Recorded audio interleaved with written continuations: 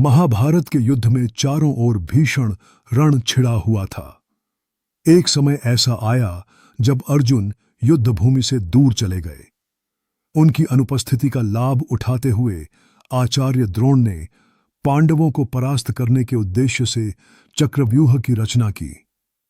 अर्जुन का वीर पुत्र अभिमन्यु, जो चक्रव्यूह में प्रवेश करना जानता था, उसमें घुस गया।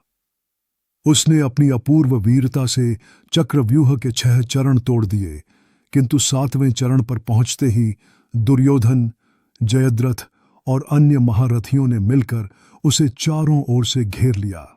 इसी बीच पीछे से जयद्रथ ने निहत्थे अभिमन्यु पर जोरदार वार किया।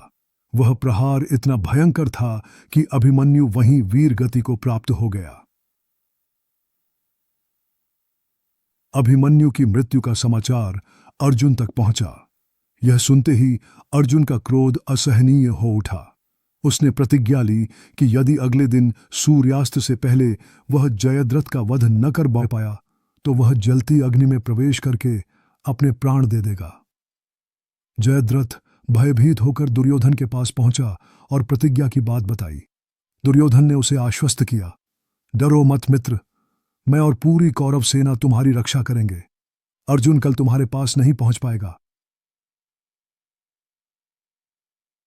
अगले दिन युद्ध प्रारंभ हुआ।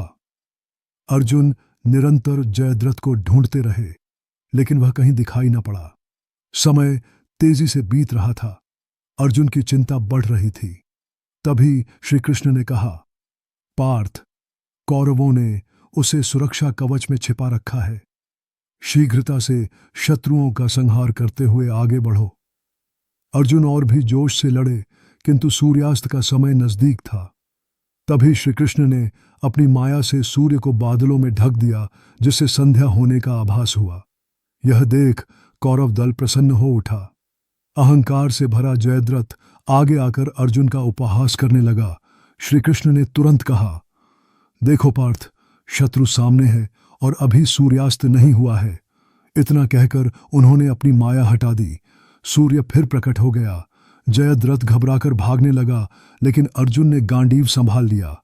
तभी श्री कृष्ण ने चेताया, इसके पिता ने इसे वरदान दिया है कि जो इसका मस्तक भूमि पर गिराएगा उसका सिर भी 100 टुकड़ों में बिखर जाएगा। इसलिए इसका सिर उत्तर दिशा में 100 योजन दूर तप कर रहे इसके पिता की गोद में गिराना होगा। अर्जुन ने सावधानी से बाण साधा और छोड़ दिया।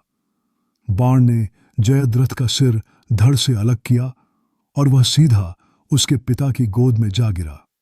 उसके पिता चौंक कर जैसे ही उठे तो उसका सिर जमीन पर गिर पड़ा और वरदान के अनुसार उनके सिर के भी 100 टुकड़े हो गए। इस प्रकार अर्जुन ने अपनी प्रतिज्ञा पूरी की और अभिमन्यु की वीर गति का प्रतिशोध लिया। इस तरह की और कहानियां सुनने के लिए वीडियो को लाइक करें, चैनल को सब्सक्राइब करें और बेल आइकन को प्रेस करना न भूलें। धन्यवाद।